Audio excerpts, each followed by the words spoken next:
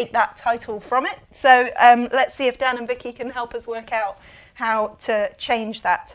But first, Adam, a principal economist at Resolution Foundation and mastermind behind many of our Living Standards Outlook, will tell us about today's report. Thanks, Adam. Thank you, Ruth. So to set the scene a little bit, things have improved a little bit in some ways since 2022, 2023, when we had very high inflation and very high energy prices. But if you ask voters what they think, they're still not very happy. The cost of living is still their top concern, even pipping the NHS slightly. The British Social Attitudes Survey this week found that a record high of 26% of people said they were struggling with their income last year. And if we look at food security, those numbers have come down a little bit in terms of insecurity since 2022, but they're still double where they were in 2021.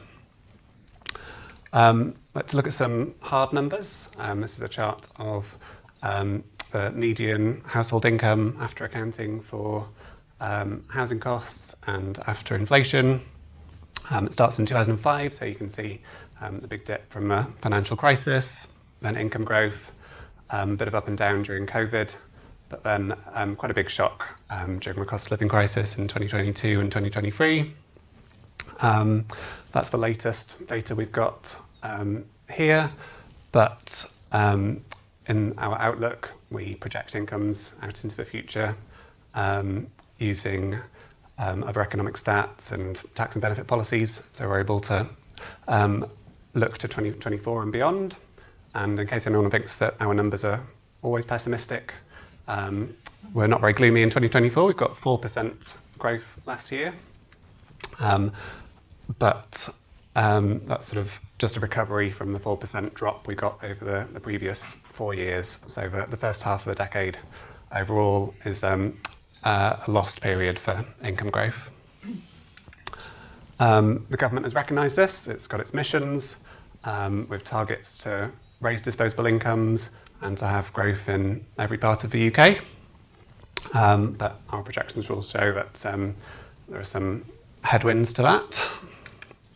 There's obviously a lot of things that affect household incomes, but to give a brief overview, obviously inflation is very important. It's up to 3.4% at the moment, higher than last year, and definitely more of a headwind this year.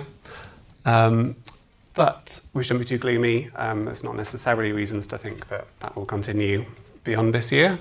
I was a bit worried last week with the price of oil going up and down, but at the moment, it doesn't seem to likely to affect the forecast too much at this point, but obviously it can change very easily.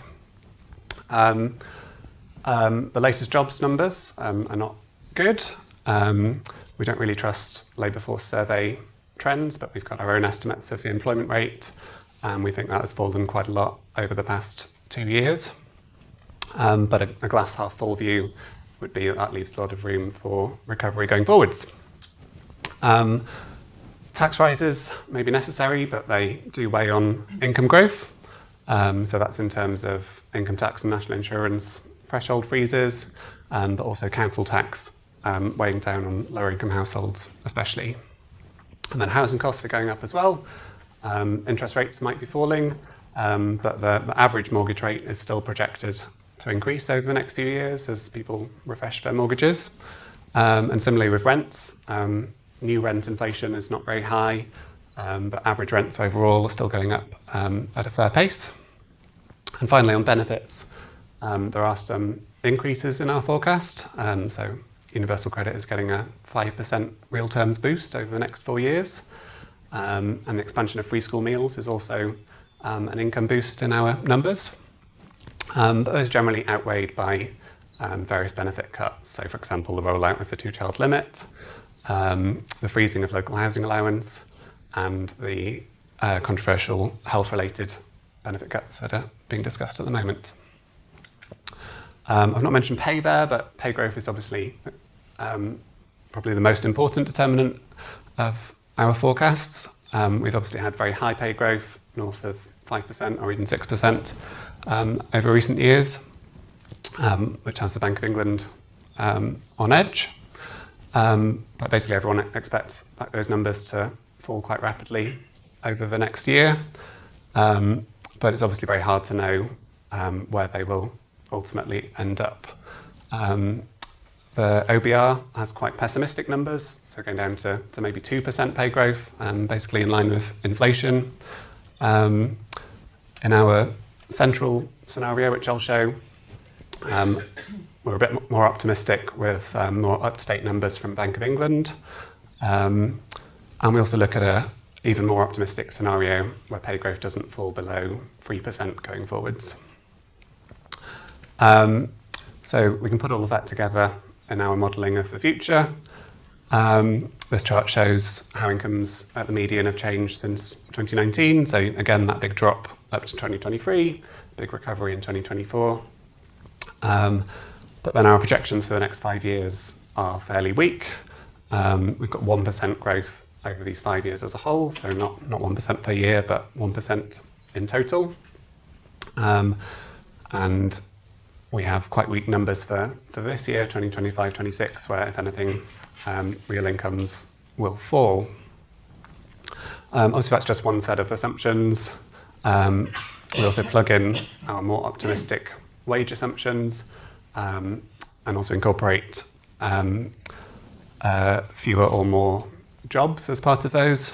So it's not hard to get to a scenario where incomes fall over these 5 years. But to be more optimistic, the strong scenario is also quite plausible, where jobs recover and pay growth doesn't fall in nominal terms so much. And there you get 3% growth over the next 5 years rather than 1%. Now, the strength of our modelling is that we can look not just at averages or the median, but at different groups and different income groups. So to start off with a breakdown by age, there are big differences here. In the first half of the decade, we think pensioners have done a bit better than working age adults and children in terms of household incomes. And we think that is projected to continue with quite strong growth over this period going forwards for pensioners, partly thanks to the triple lock especially, but no growth for children's living standards. In the report, we also look at child poverty numbers, which are still expected to rise over the next 5 years, showing the need for the child poverty strategy, whereas pensioner poverty is not expected to rise. But then in terms of incomes, we focus on the bottom half of non-pensioners, and here our forecast is worse than that for the median and for the top half. The median and top half have small but positive growth over the next 5 years. But for the bottom half, we've got average incomes falling by 1% over the next 5 years, and that's on top of the 1% fall we think has already happened over the first half of the decade. That's for the bottom half. In the report, we also look at zoom in on the bottom fifth, where households with even lower incomes have actually had even worse performance over the first half of the decade, and again have a worse outlook in the second half, adding up to an 8% fall over the decade, so pretty worrying. But again, with different assumptions, we can get different outcomes. Weaker pay growth and fewer jobs obviously leads to an even worse outlook. But our stronger scenario leads to growth over this Parliament.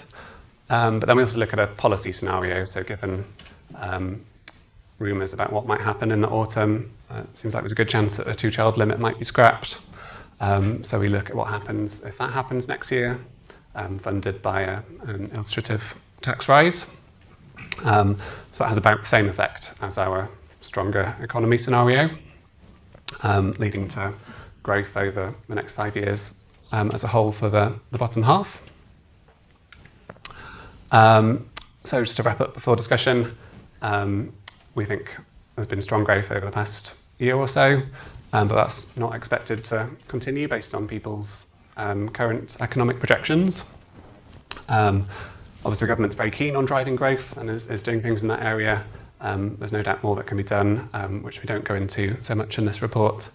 But I think it's fair to say they'll also need a good dose of luck to beat these forecasts. And then zooming in on the poorer households, the outturn data and our projections are both quite pessimistic. But the good news is that it's quite easy, relatively, for the government to make a difference here by removing some of the key barriers to income growth for the poorest. So we're looking forward to a child poverty strategy, especially in the autumn. Thanks. Great, thanks, Adam. So lots to digest there, Vicky, and the macroeconomy is shaping those forecasts and also being affected by them. So I'm really interested to hear what you made of it. Well, yes. I mean, what you do talk about is that, you know, if there is faster growth, then things could improve a little bit. But of course, the distribution may not be as we'd like it to be, but at least there'll be more of a chance of doing so. So I just want to talk a little bit about what may bring that growth, but also, you know, where we have just been. And it's interesting you talked about what used to happen before. Of course, in the days when Dan and I worked together, everything went smoothly. And we had productivity growth of 2% per annum, whereas now it's sort of almost non-existent. So, and we know we would have been something like 23%, 25% richer if that productivity growth had continued since the financial crisis, which of course it hasn't, for all sorts of reasons that we know. Not just that you both left it. I think the correlation is very strong, actually. But there are some interesting things that have happened, which I know in the report you do mention, but they haven't necessarily made it very much in this summary, which is that you know, I know the Resolution Foundation has a thing about the pensioners doing better than the average, which is you've shown in your slides, but working people did receive a huge boost in their incomes just before the election, and that of course has continued. And the big black hole that everyone is talking about came because, of course, Jeremy Hunt gave 10 billion to workers through the NIC cuts in January 2024, and another 10 billion in April, again to workers through another 2% cut in NIC. And you do mention the 4% improvement that has taken place in terms of reduction in tax. I mean, that is huge. And that has, of course, led to all sorts of things that we have seen now, including on the welfare side, which we wouldn't have wanted to see. And I think Dan is going to talk a little bit more about that. But that is the boost that has been given, which you would have expected would have filtered through to the economy. Of course, pensioners didn't get it because they don't pay NIC. So there was a little bit of redistribution. And you would have expected there would have been more spending, there would have been, you know, more confidence among the consumer. Well, you haven't seen that, and that's the worrying thing. I mean, 20 billion boost in one's pockets, really, spread across, of course, should have led to that improvement taking place. But people are worried, there's huge uncertainty, and what, of course, they have done is they've saved a lot of it. And we have been saving in the UK quite considerable amounts. Of course, it started with COVID, when, of course, again, one of the reasons why there's been this inequality that has been developed in the way that you've shown has been because it is people who didn't go to work, who got paid for staying at home and not doing an awful lot, didn't have anything to spend it on. The others who did go to work just got their pay and just spent it just sort of surviving at the time. So there was that gap that happened already, and you can see quite clearly that the higher you got paid, and that happened across wherever the furlough scheme worked, the higher you got paid, the more likely you were to be able to be at home and do tasks from there, and that's when you got paid for not doing an awful lot at the same time. So savings were collected. And savings have stayed very high. Of course, they had zoomed up to over 20% during COVID, but now they've come down. But they have been creeping up again. And that is because people are very uncertain about jobs, what's going to happen in the future. And this government, the new government, with quite a lot of sort of doom and gloom at the beginning, discouraged a lot of people from thinking that actually things were going to be good in the future. And of course, we did see that hardly anything happened in the economy in the first half of the 1 year the government is more or less has been in place. And there have been some studies that suggest that, and if you compare the EU, which was the furlough scheme, the US, which was quite different in terms of the way that it did it, unemployment went up and now it's come down quite significantly after that, where they got checks through the post. People did save at the beginning, but actually they then went out and spent. So the savings ratio in the US has plummeted. In Europe and the UK, it hasn't. It hasn't gone back to where it was pre-pandemic. And there are calculations that growth in Europe, and therefore in the UK as well, because the same thing happened here, would have been considerably higher if we had done what the US has done. And it's not hugely surprising when you look at where the US is now compared to pre-pandemic, that they're 12.5% up, despite the fall in GDP in the first quarter, whereas we are something like 3.5% up. And Germany is 0, hasn't really got back to that at all. So that is lost to the economy. And given that a lot of what people spend on, particularly the lower end, is on everyday things, retail, food, all that stuff, which of course tends to employ people at the lower end of the pay scale as well, you would have seen quite a change, I think, in the distribution if that had been the case. So from the sort of macro perspective, the behavior of individuals has been an interesting one. And I think if there was any way, looking ahead of your projections, of that confidence sort of improving again, that would make quite a substantial difference. The next thing to bear in mind is if you look at the spending review, if we just become a little more parochial in terms of where it might go, we also see quite a difference, of course, in their intentions in terms of the regions. We've seen sectoral differences, but we've also seen regional differences emerge in terms of the way in which personal incomes have been distributed. A lot of what the spending review is doing, even the spending on defence, is aimed just by accident in terms of where things are happening. Look at Cumbria, for example, with the nuclear submarines, and also the nuclear waste reprocessing, all that stuff. So regions can benefit quite significantly from this. And the defence spending itself, again, there was a calculation done by a rival organisation called CUPR that just produced a report, showed that actually defence can be quite a positive on growth, both in the short and long term, with trickle-down effects, which will be quite interesting. And I think that would be really interesting to see what the government does, unless it is financed by extra tax.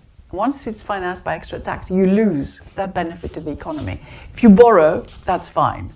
So let's hope they do the right thing eventually. But that's an interesting one. But the underlying impact is positive. Housing, again, thinking about regions and also the types of people you employ, housing construction is also pretty good for the economy because you tend to use local people, local materials, and it has an impact, a much, much wider impact on the economy.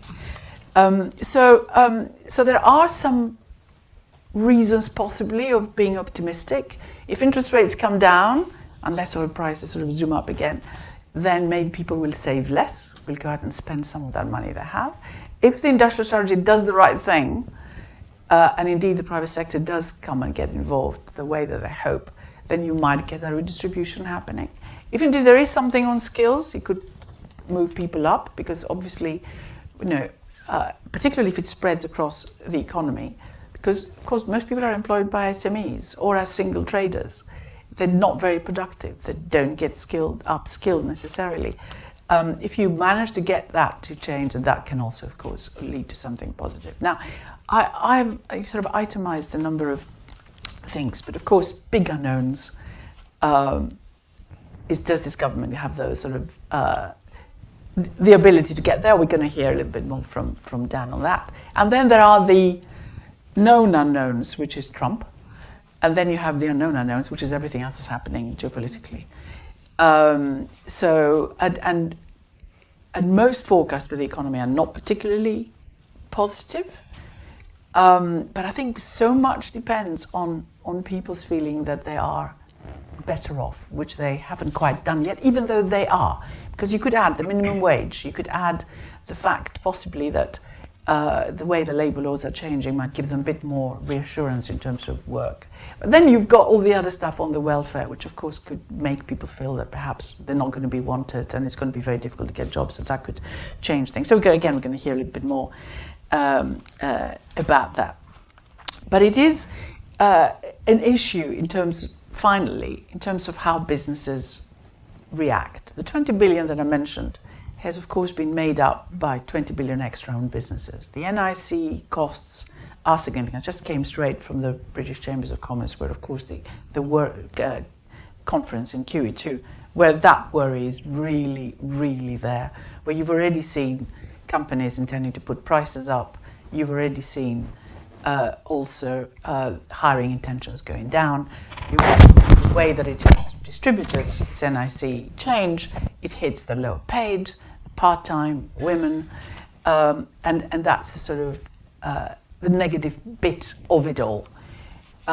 So I didn't want to almost never finish with a very optimistic thing. So you have to absolutely have the sort of the reality also hitting you, how businesses themselves operate and react. So we don't just have the individuals, but we also have businesses. If the two just offset each other, then that's a real problem. But if they manage to work in tandem, that would be that perhaps will make a difference to some of this forecast and move to the more optimistic scenario, but also affect the distribution within it. Great, thanks so much, Vicky. So look, loads we could delve into there, but let me give Dan a chance to come in and tell us a bit more about some of the micro issues in here and the politics of it all. I'll have a go. I hope I haven't broken this thing. First of all, just to say, I mean, it is a great report, and it's good to see the Resolution Foundation doing this kind of work, bringing that focus to policymakers, to the wider community about what's going on in living standards, and particularly for those in the lower half and below on that. So I think that's really important, and that's kind of what I slightly focus on. And I'm going to say a little bit about pay, a bit about benefits, and a little bit about politics. And I think, I mean, in a sense, encapsulating all of that, and it's kind of been said, is just how much living standards and the cost of living and living standards matter to people, to families, to the economy. Vicky's sort of outlining a lot of that, but also, of course, in politics. And I think people have looked quite strongly at why did Joe Biden do so badly, when most economists would say his economic policy did rather well. And if you look at growth after COVID and during COVID in the US compared to Europe and everywhere else, it all went very, very well.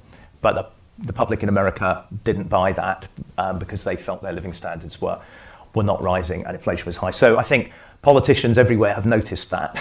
And I guess it was always true. Interestingly, the New York, if you've been following this, the Democrats have just sort of selected a rather radical mayor. Some people are saying that's because the Democrats have gone way to the left. Others are saying because he focused on cost of living issues, and whether you believe his promises or not, they're all about cost of living and reducing it for people. The international headwinds obviously make all of this very difficult. It makes the forecasting difficult too. I mean, a thing that's not been mentioned yet, but I think we don't quite know what will happen to the distribution of work and rewards with AI, which is, absolutely piling through private sector. Hopefully at some point it will pile through the public sector.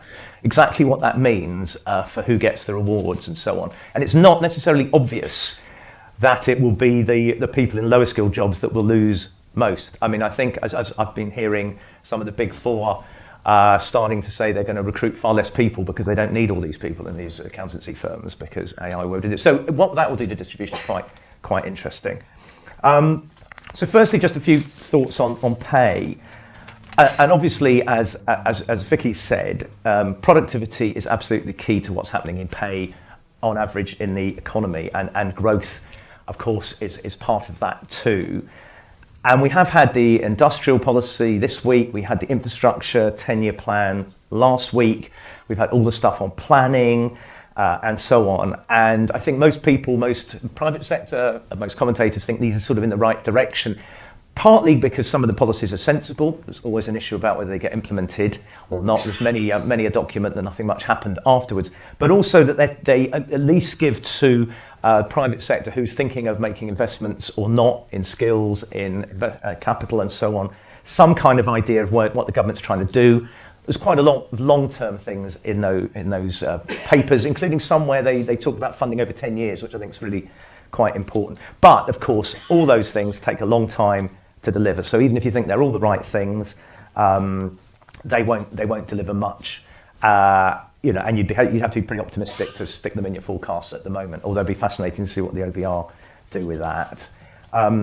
there's a lot of, and Vicky mentions a lot of spatial issues about what's going on in pay, particularly in the lower half of the distribution, and whether government policies can do too much about that, whether that's to do with just where the distribution of industry, or whether empowering the mayoral combined authorities and so on with more powers, the local growth plans, whether that will deliver something. And you'd expect, I think, those mayors to be more focused on some of their population are in the sort of lower half of the distribution, perhaps more than Whitehall cares about. They're much closer to the action. They need to get re-elected by that community and so on. And another just thing in this sort of pay world is, Vicky mentioned it, obviously the minimum wage has been rising. Must have been many years ago I was involved in introducing the minimum wage, and we were very conservative then because we didn't really know what would happen to the labour market. You might argue we're getting close to the moment when you really are getting to what people used to think, which was that if it went up too high, you'd have some employment effects. But nevertheless, if you're in one of those low-paid jobs, minimum wage going up is fantastic. It will help people on lower deciles. Same with all the employment rights coming in. That will be good news. You can argue it might have some effect on people wanting to take those jobs. There's a counter that the employers may not want to offer the jobs, but exactly how that will work out, we don't know. But that is very much what we used to call in sort of economics. It's very much helping the insiders in the labour market and not helping the outsiders. And I think that is an issue that's always around in sort of labour market or economic policy. So that's some things about pay. About benefits and bills and tax.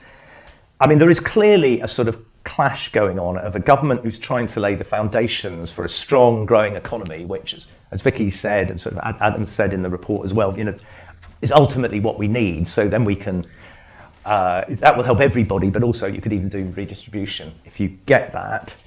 But believing that one of the key things to deliver that sustained economic growth is to be very firm on fiscal policy. For all sorts of reasons, plus not wanting to put up taxes any more than they have. And you might argue that this would be the wrong time to put up taxes anyway, given where confidence is and so on. So that ends up with the toughness on putting up NICs, on some of the benefits changes that are being discussed at the moment, the hesitation over whether to get rid of the 2-child limit, all that kind of stuff, which obviously is not good for sort of real household disposable income growth, or the distributional impacts and so on. So that's playing out. Governments make choices, and over many years, as the charts showed, the choice has been to help pensioners, which, actually, if you look at how pensioners were some years ago, and still a lot of them are, it's not necessarily the wrong decision. It's also obviously heavily steeped in politics. Pensioners vote, as we all know, a lot, and therefore you get rid of the triple lock at your peril. Although maybe one day someone will do it. I don't know whether we'll get rid of the triple lock earlier than we get council tax revaluation. I mean, there's a sort of choice on that. Household bills, which is mentioned in the report, which are people notice a lot. They notice their water bill, the electricity bill, the council tax bill, and that has a sort of psychological effect, just as they notice the prices in the shops. I mean, there's a difficult thing there because we need a lot more investment in infrastructure. It's all been run down, both the infrastructure and those kind of things, but also the public infrastructure, schools and hospitals sort of falling apart and so on. But in terms of those things that the public pay their bill directly, it's very hard to see how we can have that without prices going up, for instance, in the water industry. So I think that's going to happen. There's a political thing going on here, is the public will say, well, they might say, I don't know what the polling says, but if I thought they really were going to mend these things and we won't have sewage leaking everywhere and all the rest of it, I'm okay to pay for it. But as far as I can see, general public say, I paid more and all that happens is chief execs get paid more. And so somehow those things have got to change, hence government has got things like the Cunliffe review into water to try and to see if we can change that. But I think it's hard to see in those kind of bills coming down much at the moment. Government hopes that its energy and net zero over time will reduce those bills, and it probably will, but again, that takes a long time. And the last thing just on this little area, I've always been a strong advocate of looking at benefits in kind. And if you look at work that the government does, that Resolution Foundation's done, if you add in what this government's been doing in terms of investing into health and education, and you count those benefits in kind, which are, as a proportion of their income, are much more valuable to people on lower incomes, you do see a sort of progressive case going on. And I think that's really important. And there's all sorts of issues about how you value those benefits in kind and all the rest of it. So I think that's really important. So to some extent, what's been going on here is a lot of investment into those areas like health and education. Another thing which, in my time working for the Labour government, last Labour government, we biased almost every allocation of funding across the country a very high weighting on deprivation, whether that was health or local government or whatever. And you can see this government doing some of that, which, because you can already hear the Southern councils squealing and so on. But those are quite important, and very important, in fact. I think the trouble politically is you can show a nice diagram showing that actually if you're counting benefits in kind, this is quite progressive and so on, but people don't see it like that. And therefore, that's a difficult issue. So lastly, just on the politics a bit. I mean, you know, the politics, there's some striking figures in the report, Adam's report. Just read one bit out of that. We risk a quarter century or more without sustained living standards improvements for the poorest 10%, which is quite extraordinary, and almost no improvement for the bottom half, certainly in the last decade or so. If you want to understand, you know, there's many reasons why Reform are doing so well, but that is one of the reasons. People see their lives are not getting better. Their personal incomes have not got better. And in more recent years, you know, there's potholes, you have to wait ages for a GP appointment, etc. It's not totally surprising that people think that the conventional parties have lost it. So I think that's you know, should be on a lot of people's minds. How they respond is very difficult at the moment, and obviously I'm sure we'll have some questions about what's going on about the debates on welfare at the minute, which have got all sorts of issues around them, you know, whether it's the right thing to do, whether the government can get it through, even if it is the wrong thing, and so on.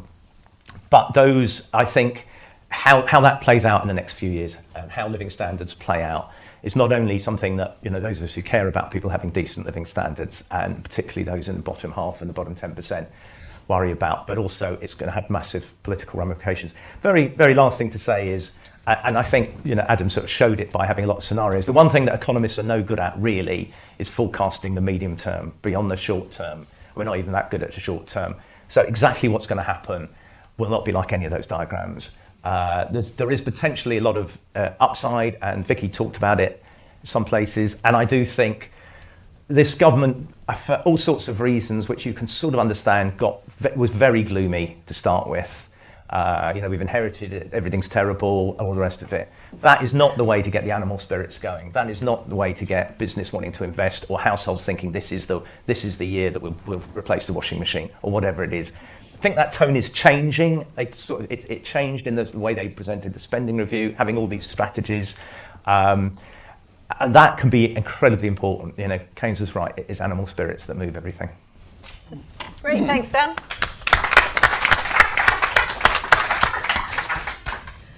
So before we come to some of the policy detail, I wonder if we should just pause on some of the things you've said about the economic outlook a bit, and two questions I had. One is just to zoom in on the labour market a little bit, and Dan, you talked about pay, but as Adam said, there's some quite worrying trends just in employment, and obviously, as Adam says, there's trouble with the labour force survey, but now lots of the data is pointing to kind of declines in employment rather than rises, and on our data that's actually been going on for some time. So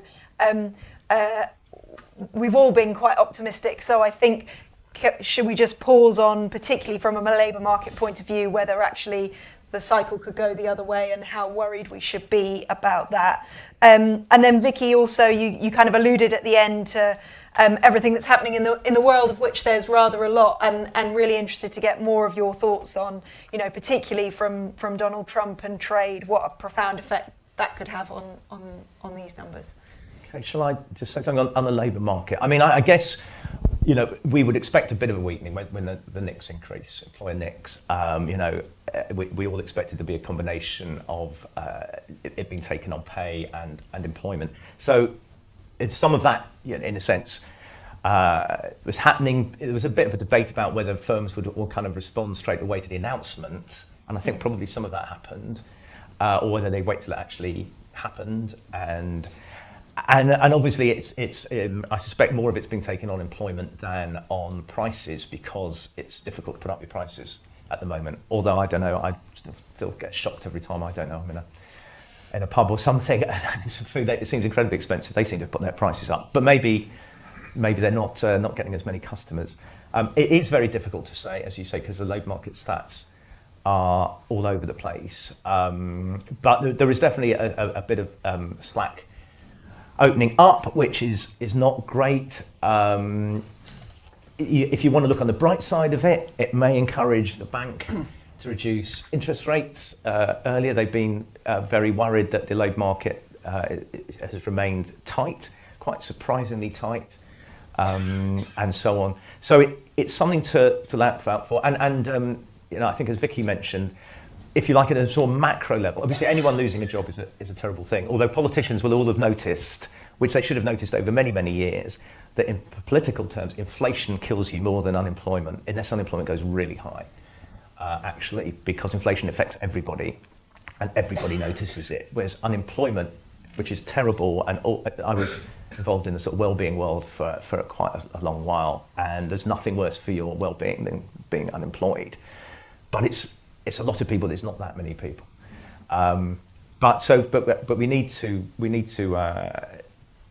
look at it. Always, I worry always more about long-term unemployed and what programs are going. There was quite interesting stuff that happened during and after COVID too, which was quite successful. So hopefully, we're in a bit of a rise and it will come down. But I think it's something absolutely to keep an eye on, and particularly worry about those that get caught into long-term unemployment.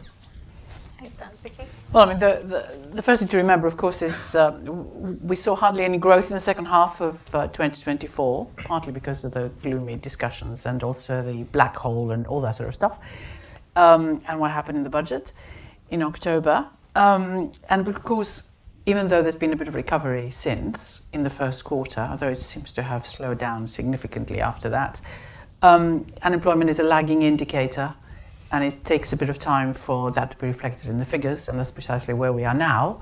Now, how long this lag will last when things begin to improve, it's a question mark. But a lot of what has been happening recently has depended on people's willingness to go out and spend, including, of course, in companies wanting to invest. And there was a bit of a flurry in the first quarter because of, now I link it now to Trump, because everyone was trying to export to the US.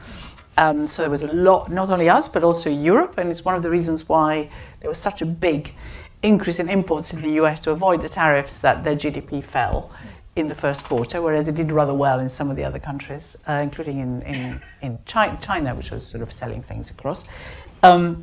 So a huge amount of sort of stocking up for at lower prices at the time. So that affects, I think, what we do very significantly, because we are an open trade economy.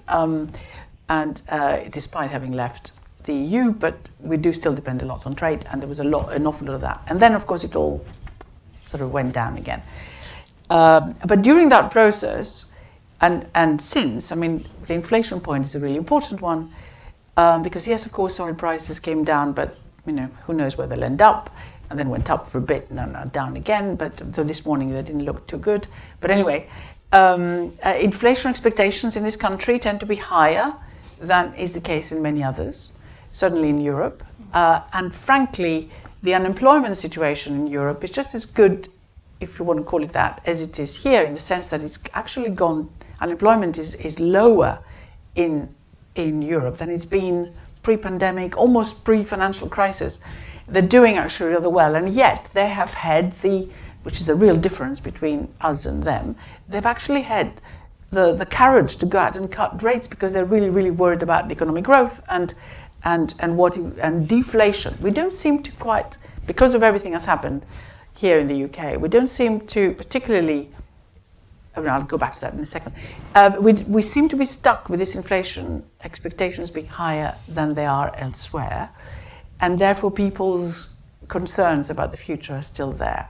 There are people like Adam Posen, for example, who used to be in the NBC, who says that the difference between us and the rest is because of Brexit. And indeed, if you look at the inflation differential that exists, he thinks that the vast majority of the differential is because of Brexit. And that, of course, has affected our inflation expectations. But there's been another crucial element, which is during the real spike in energy prices.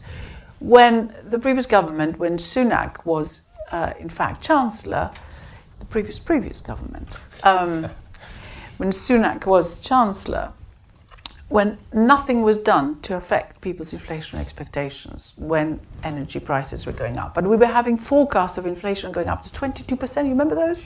18% was the lowest. 22% is actually what some investment institutions were forecasting. Because nobody was doing anything to, like they did in Europe, to sort of subsidize the thing and sort of calm things down. And funnily enough, it was one of the positive legacies of Liz Truss. That first thing she did, and then inflation expectations really went down. But before that, we had strikes beginning already, people asking for higher wages and all that sort of stuff, which of course then became institutionalized in the country, which is a real problem. But Liz Truss introduced the electricity price cap. That was almost on day one. Everything else that she did, then Jeremy Hunt, when he became Chancellor, reversed. But what we certainly saw is that things calmed down after that, and it has worked reasonably well. In fact, despite everything, of course, 1st of July, electricity prices are meant to be going down for households. And as Dan was suggesting, all these things matter a lot, water bills and everything else. So that's the one thing where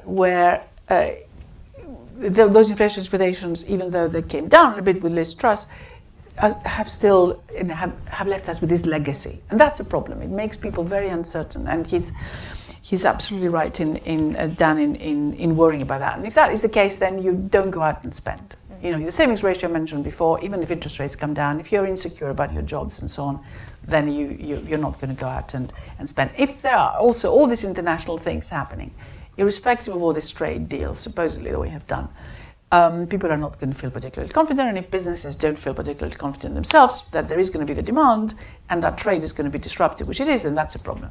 On the positive side, if I may, because of the weird trade deals that we're doing, so we in the UK somehow have slightly better deals for the moment, even though they're worse than they were before, than, say, the EU or China. There is this movement of goods into the UK. We're going to hear something apparently today at the Chambers of Commerce about what sort of response the government is going to do with this to help businesses. But actually, for years, and more recently as well, we have benefited from China exporting deflation. And now, of course, if things get dumped into here, just thinking from the consumer viewpoint, forgetting what we mean for businesses, they may actually see some of those benefits. For the moment, we haven't quite seen that. I mean, grocery prices going up, retail sales falling, a lot of worry, really, for the average person there. So where it will balance out, we don't know. But thinking about forecasting in the long term, Dan, as you know, I used to work for an oil company, and of course we did long-term sort of scenario planning. So we were forecasting all our investment on the basis of 50 years. It was the easiest thing to do because you forecast for a couple of years and then just left it unchanged. Well, it's just going to be going up like that. So it was very easy. But you had your it's a little bit like you have with your scenarios, Adam. You had your most likely scenario, then you had your best case one. You didn't really invest on the best case one. And then you had your catastrophe scenario. Mm-hmm. But you didn't plan for the catastrophe scenario. It was impossible to do so because, just thinking about where we are now, I mean, suddenly, overnight, we worry about being attacked on our own soil. I mean, what's happened? We know that we've had geopolitical issues for some time, but suddenly we're on a war footing. for the economy. But anyway, so that's going to help people hugely to go out and spend. They're going to feel really, really good, except stocking up lots of tins of tomatoes in case there is an attack, so they can survive for a bit. So the catastrophe scenario was in the oil sector. If oil prices fall below, at that time, mid-80s, to below $10 a barrel, that's the catastrophe scenario. You can't plan for that. And of course, when it did, they just shut everything down. And we have had periods when oil prices were negative during COVID. I mean, minus $37 a barrel.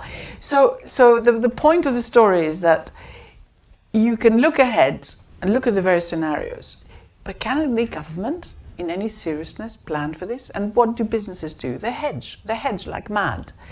And if they can, they just don't invest, just to be on the safe side. Because if you can pull your investments out, it's easy. So HS2 should be pulled out immediately.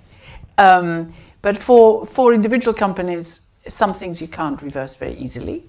Those who can will go ahead and invest and then just stop if necessary. But for the rest, I mean, what we have created for the world is this huge uncertainty. So what you're seeing is that investments overall across the world are really not rising anything like they did before. You've seen trade intensity down, and a lot of uncertainty. You know, the uncertainty index, which everyone looks at on a daily basis, sort of zooming up, and the trade uncertainty itself at record levels. So on that basis, you know, can we hope for the best case scenario of the ones that we've got here? With difficulty, would be my conclusion. And what can the government do with all that uncertainty? I mean, is it useful to publish 10-year spending plans and all of that, given everything you've said? Look, how can it operate, given most of the uncertainty comes from the world? There is something positive, as Dan was saying, that you know, if you think long term, that's really good news. Because if you think long term and you do the calculations of what sort of investment maybe the government might do and might want to encourage, you look beyond the next cycle, the political cycle, and therefore make decisions based on that. So that is good, and you sort of set a framework which otherwise may not happen. But whether businesses will really believe that this investment will continue over that period, and you won't suddenly see it cut the way that we've seen in previous political cycles, that's the big question mark, is how do you get business to believe? Okay, really interesting. Look, I think we should definitely got time to address the elephant, which is someone has asked about online. Maybe we can bring that up. But obviously, Dan, Adam, the government welfare bill is looking more and more in difficulty, and that is relevant to these scenarios. Maybe, Adam, you could tell us a bit about the role that those cuts, as this question asks, are playing in the forecasts, and then Dan, would love to hear what you make of the politics of this week and what it might mean for the government. Yeah, so I think the first thing to say is there's quite a lot of money at stake. So the government was hoping to raise a net £5 billion a year by the end of the Parliament, and that is in our modelling. And so if you sort of wish that away, that would definitely improve the outlook overall. And it is sort of focused on middle income and lower income families, inevitably, although generally not the very poorest. It is sort of a bit more middle biased than you might think. We've looked separately in previous work at the distribution of these changes, and they're sort of the order of about £100 on average per household in the bottom half, maybe 1% of income, that sort of ballpark. But obviously that's an average, and the losses are actually very concentrated. I think there are cases where people might be £10,000 a year worse off in extreme cases. But also there are actually some winners as well from the universal credit boost that I mentioned, which is part of this package. So it's complicated. And we obviously also need to think about where the money would otherwise come from, assuming no extra borrowing. So obviously if it came from tax rises instead, that could be more top heavy. But looking ahead to the child poverty strategy, for example, there's sort of more troubling trade-offs from a lower income perspective of sort of where you find the money for the scrapping the two-child limit, for example, which is going on for £4 billion a year, so a similar ballpark. Thanks, Adam. So Dan, what do you think is going to happen? I don't know what's going to happen. I mean, you know, when you get this many of your backbenchers unhappy, that's pretty serious, and exactly how you deal with that. That there's not a nice way out. Having got here, I mean, you can argue you shouldn't have got to this place in the first place. I do. I mean, if you like, an interesting thing out of it all, which is not always true on sort of Labour backbenchers, is there is a pretty broad acceptance that something has got to change in the way welfare works, that we can't have the bill going up forever like this because it's crowding out everything else which, you know, Labour people in the country care about, our ability to spend on, you know, health and education and so on. And I think that's quite a change. That has not always been the case on certainly on the Labour side. And people in the Labour movement have always found it slightly difficult that the public are sometimes much harsher on these issues than they want to be. You know, and there's some support for the two-child limit among the public. There is certainly support for the idea that there are people who get disability benefits who, you know, really ought to be working and so on. And that's always been difficult. But so I think in a funny sort of way, I don't know how they get out of this particular moment, but there is a sort of, you know, quite a broad coalition, including on the sort of Labour backbenchers and movement, for some serious changes in welfare. I think anyone who's ever looked at welfare reform, and I looked a lot about this, not least the last year or two of the last Labour government, because we knew the debt was going up. We were letting it go up to try and deal with the crisis. We knew we had to get debt down. We had arguments from number 10 with the Treasury about how quickly that should happen. You can read about those in all the memoirs and all the rest of it. But we obviously looked a lot at welfare, because if you didn't cut welfare a bit, then you were having to take it on departmental spending. And it's very difficult. Whatever you look at is difficult. And as Adam said, you can find out average figures about how many people will lose. But I think, you know, common decency, when it's presented with the really difficult cases, and there always will be difficult cases when you try and reform welfare, you know, people say that is totally wrong. We can't have that sort of thing. I chair a charity called Carers Trust, which is all about unpaid carers. And of course, you know, there is an issue there. If you care for someone who gets PIP and they lose their PIP, you lose your carers allowance. It's like a double whammy. And these are very difficult things. So I don't know how they're going to solve it, but I would say, I would hope you know, where they're going to find the money, because we've got the fiscal rules, and that you have to judge. Always a very difficult thing. How will markets respond? For instance, if you said, actually, you know what, we're not going to worry about the headroom being exactly the same as before. Will the market say, very sensible, you know, it's what we'd have done? Or will they say, aha, they never really meant it, they'll now slip forever? And that has all sorts of implications. Those are very, very difficult things to judge. But I'd say the good thing in a way is I think there is a real coalition now for some serious welfare reform, which will take a bit of a while. And I think, you know, you need to get some sort of, you know, commission review, you know, maybe Louise Casey can do this one as well. She's doing every other review. And Louise is great, of course, so she will do a good job. Economies of scale, yes. Yeah, and I think there's some interesting questions, aren't there, about the kind of projections and how the politics plays out. As Adam says, there's things underlying in the projections, like the freezing of local housing allowance, that have quite negative effects but don't get any attention because they're sort of there as default, whereas changing the system is extremely hard to do. Equally on the welfare bill as a whole, effectively what you've got going on is rising spending on disability and lower spending on other working age, and that is perhaps not coming through in the narrative. So we will see what happens. You still got also the overall benefit cap.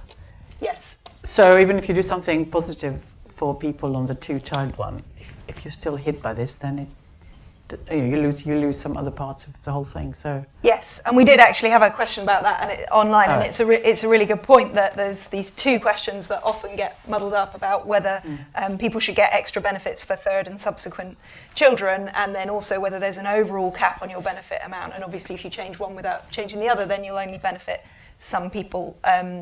Although, our modelling suggests that doing both is much better, but doing one is still quite a big impact on child poverty.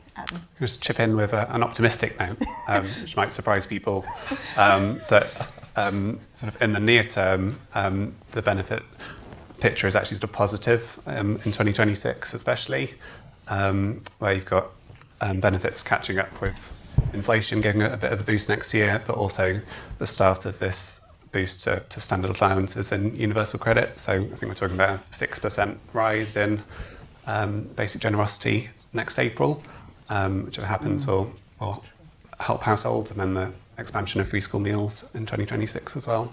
So some of these things are later on in the period, but actually next year the picture's a bit better than that. Great. Does anyone in the room want to ask a question? One here. Thanks, James. Yes, thank you. Fascinating as always. I'm David from Energy Investor. Vicky talked about Liz Truss's price cap on energy, which she did do. That did help people, but there was a price for that, which was 60 billion in borrowing, on top of the 400 billion that Rishi Sunak borrowed for COVID, which brings UK's GDP debt to over 100% at a time when cost of borrowing is over 4% and it wasn't 1%. Has the country really accepted that that is a massive part of where we are financially? And then linked to that, Adam, you talked about the two-child cap and GDP growth, and Vicky, you talked about defence spending and GDP growth, but both of those are funded by tax. So are they real GDP growth if it's funded by taxpayers? Thanks. Great, thanks. Let's take a few because we don't have loads of time. One at the back. Thank you. I'm Andrew Smith with a small think tank industry forum. It surprises me that there doesn't seem to be any appetite for fundamental tax reform. We're talking about spending reform, and even the non-dom changes seem to be maybe subject to change, shall we say. And does it strike anybody else as being bizarre that you're not talking about some sort of fundamental changes at this stage of a left-wing leaning government? So look, two great questions there, so thank you. And I might add to the first, which was on sort of the energy cap, particularly in the borrowing. I detected in both of your comments that I might be the biggest hawk on the panel, and that maybe there was a way through here in terms of borrowing more. So interested also to get your perspective on whether the government could do that and what that might mean. So we've got, take whichever you like, Vicky. We've got energy cap and fiscal, how we're going to fund all this extra spending. You mentioned defence in particular, or tax reform. Take whichever one you want. Yes, I mean, you're absolutely right that it did cost, but it did cost loads of other countries as well. So it was a time when the markets were quite prepared to lend. The alternative, the counterfactual, would have been that we would have had a serious drop in GDP and inflation would have been even higher. And then the fiscal side would have looked pretty bad anyway. So, but what it did do is it stopped those inflation expectations from going up so high. It stopped businesses from panicking and just closing down, because of course the cap didn't necessarily apply to companies, but it did apply for them indirectly in the sense of people not buying any of their things. It would just have been shut down really of any activity. So I think it was worth it in the end. But of course, at the time, the expectation was not that interest rates were going to stay up as high as they did. We did not, I think, anticipate the war in Ukraine. And all the forecasts that were around before the invasion in February 22 were suggesting a real slowdown in commodity prices and so, and in fact, if anything, deflation coming and interest rates really coming down. So the cost to the economy would have been, if it hadn't been for this catastrophe, if you want to call it that, it would have been a lot less. So it actually did make sense to do it. On how you fund it, I think I did mention, I don't know whether you were here at the time, that if you actually, the studies that have been done is if you fund your defence spending through taxation, then you don't get the benefit on the economy.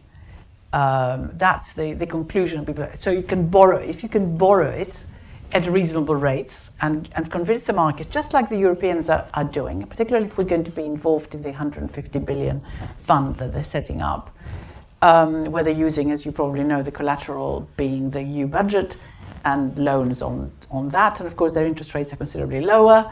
And if we can partake in that, that would be rather good. Then that is actually a boost to the economy rather than the other way around. If you have, isn't that slightly unsurprising though, Vicky? I feel like if as long as you let me borrow, there's quite a lot of government policies that would boost growth on. Isn't that sort of an easy benchmark? A bit too easy? I think for various things that we need to do, we probably do need to borrow because you do have all sorts of complicated things happening if you raise taxes, as we know. And just thinking about taxes, of course, I mean, this government did decide in the first budget to spend 70 billion more a year than the Conservative budget was. Not that necessarily we're going to do it, I mean, we know all that. Of which, and they were going to cover that by taxing 40 billion and a year extra and borrowing 30 billion a year extra. The thing that has really hit the economy is not the 30 billion extra borrowing, it is the 40 billion increase in taxation, which they then intended to use in individual areas. Which of course in the long term would help. And if we were able to count that as benefit because it goes into health, a bit of education, not necessarily in universities, but certainly up to a point, then that would be a positive way of doing it. And of course, the way that they're getting around it for the fiscal rules is by assuming that they will have benefits in the longer term, and therefore you cut your net, you calculate your net present value, you input it in your calculations for GDP and also for your debts, and the result is that your debt to GDP ratio goes down. So you can borrow if you're using it in a way to stimulate your economy, because the rules now allow you, her rules, the new rules, allow you to bank that as part of the growth. So that's how you can do it and borrow. So, and some of that is what's happened in effect, in that the rules, as you say, allow more capital spending, and then a huge bulk of the defence spending has gone on capital. So. Well, I mean, we know full well, of course, that they've just redistributed a certain amount from overseas aid to this, and that a lot of that spending is going to be on housing, and that a lot improving that, and a lot of what we're now committed to 5% is basically everything else we want to spend money on, such as whatever, roads, or no, anything you can think of, skills. It's wonderful, wonderful way to get to your figure by just making it all up, really. I think with more borrowing, I mean, always there's a question: do the markets in particular believe that this is borrowing for something that will add to growth or pay back? So that's crucial. But you do also have to keep an eye, and the debt interest is so enormous. So even if they do believe you, so you don't end up paying a higher rate on that extra borrowing, you still borrowing more and more, and nobody quite knows how you manage that, and also no one ever knows when the moment will come when the markets think you've just gone too far. It's very, very difficult. I used to find when I worked in the Treasury, actually at the end of the last Labour government, so I was in number 10 at that point, but the Treasury were always absolutely terrified that we were very close to that moment. Nick McPherson always was. I spent a lot of my time talking to economists to say, do you think that's true or not? And of course, you can ask a dozen economists, you get a dozen different answers. Oh, come on. Maybe even more than that. On the tax thing, I mean, I think it's a slight problem that our politics has got us to a place that to win an election, sort of Labour in opposition had to basically say they wouldn't change any of the major taxes, which at that point makes it hard to do sort of tax reform. On the other hand, I think the fact that business tax, having changed business tax, they're now basically saying they're not going to change anything for some years. I think that's really important. I mean, for confidence for business, both British businesses investing and inward investors and so on. So in some ways, I'm sure I could design, and you could design a much better sort of business taxation regime. But I think at the moment, stability is more important than fiddling about with things. I mean, people and chancellors of all types, including some that I've worked for, love to, have lots of little changes, and we'll give a tax incentive here and a break there and a patent box there and all the rest of it. Whether it adds up to a row of beans, really, relative to having stability, so people understand what the rules are. So, one day, I remember the IFS had their big review of how taxation should be I'm always a little bit, they go to first principles, and I always say they miss out the politics. It's all very well saying what you do in a first best world, but we're not in that. But, and you know, it'd be nice to follow some of those ideas. It would be nice to change the makeup of taxation. And things are going to have to happen a bit because we're running out of money coming through petrol tax and so on, and we've got to think about what we do about some of these things. But at the minute, it's hard to see that happening for essentially, you know, on the sort of personal tax for kind of political reasons and people already having dug themselves into positions. And as I say, on the business side, I would argue stability is probably more important than getting the optimal sort of system. Isn't there a risk, though, Dan, that they're not really getting the benefits of that stability because, you know, at the end of the day, people can see that it might not all add up, and then they've got to go somewhere, and it's got to be either businesses or people. I mean, it's always the problem. I mean, if you work in business, and I've been involved in different parts of my life in advising, you know, businesses on what government's going to do and therefore what they should do, and it is a bit of a nightmare, and they don't really understand these worlds. They find it very confusing. But even if you do understand the sort of world of politics and policy, as I suppose I do, it's still very hard to know what's going to happen. And it's one of the troubles. If they, you know, they may well U-turn on these welfare changes. That will be the second sort of big U-turn, and people will say, well, you know, what else are they going to U-turn on when it really gets difficult? So can we trust anything that they've said or not? And that, therefore, that will be weighing up in the government's mind when they decide what to do on this welfare issue. Great. Well, look, maybe just a question to end on, and any final thoughts you wanted to pitch in. I guess I was quite struck in both your comments. Vicky, you picked out this important thing about 24-25 actually being one of the the best year for living standards we've seen this decade, and quite different from the picture through COVID and through cost of living, and the employee NICs changes were clearly an important part of that. We've then got for public spending, we were talking a few weeks ago here about the spending review, where actually the kind of big boosts that the government made to public spending all happened in the first 2 years, and it's the next 3 years that are pretty tight.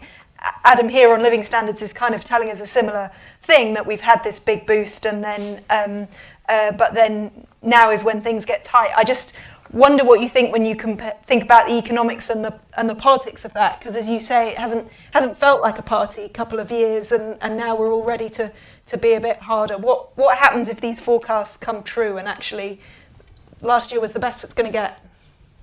Well, I think it's quite likely that that's the case. I don't think there's going to be another big giveaway. Although, of course, we have a little bit of an improvement in benefits, as you said. The minimum wage going up. We may be about to get into more strikes in the public sector, but they also received quite a substantial increase. So there is that. On the other hand, what you have got is all the things we talked about in terms of costs going up, whether it's water, council tax, which now looks like it's going to be going up year after year considerably faster than elsewhere. You've got what's going to happen to more general taxation on the fuel front. Because at some point, I mean, the OBR is always assuming that the fuel duty is going to finally be applied, and if it does, how big will it be, and will it then carry? So there are, and also, what do you replace? Lots of other things. Loads of subsidies on EVs and so on are going down, so people are feeling a little bit worse off on that in terms of investing in the future. The cost of your credit card now, the interest rate is among the highest it's ever been. So people are upset, are affected by this. Rents, yes, okay, they're beginning to slow down in terms of their increase, but they're still very high. Of course, there are differences between regions, but it looks like some of the outer London regions has some of the biggest increases. House prices up and down a little bit, but overall there is still a huge discrepancy between what people earn and house prices. So there are all these things which are eating into people. So I think the forecast that you have got, which is that this has been the best year. But the interesting thing, as Dan was suggesting, is that people had not realized. I mean, it's extraordinary. You go out and ask people about their income tax, but of course it's going to get worse if you get that threshold staying where it is for longer. But it already has put lots of people into tax, so the disposable incomes are affected anyway as those wages go up. So that's a sort of negative thing. But it is extraordinary that they didn't, this party, thinking about the question about taxation, they didn't just reverse that that immediately, because if you go out, because it hasn't made people feel, strangely enough, better off. Because if you go around and ask people, what about tax, they will only talk about income tax. Complete waste. I mean, it obviously, not a complete waste, obviously it's better to have some money in your pocket than that would otherwise be the case if you're not a pensioner. But if you ask people that just don't really get the NIC, what is your NIC rate? They haven't got a clue. If you go to business, I mean, I've talked quite a lot in the city, and I ask sort of finance directors, so how much do you think Jeremy Hunt gave to people just before the election? They don't remember. They don't remember that the black hole was caused by that. It should definitely have been reversed. And if you're talking about reforming it, the whole idea was you reduce national insurance contributions, but you put it all into income tax, so it becomes more progressive. And instead, they just didn't do anything on the income tax front. They just so I think this is huge room for reform that needs to come in that area. And Jeremy Hunt must be laughing all the way to the next election. Dan, anything to add to that? No, I mean, just the last thing. I think this report is really important, and getting policymakers, certainly in the government, to focus on this issue, because I mean it matters. Sort of Labour people, care. That's why they're in politics mainly, to look after, if you like, the bottom half of the distribution and lower than that. But equally, the politics of this are very profound and sort of quite dangerous for sort of mainstream parties. So trying to keep a focus on this is really important. So it's a very important report. Well, that's a lovely note to end on. Thank you, Dan, and thank you all for coming.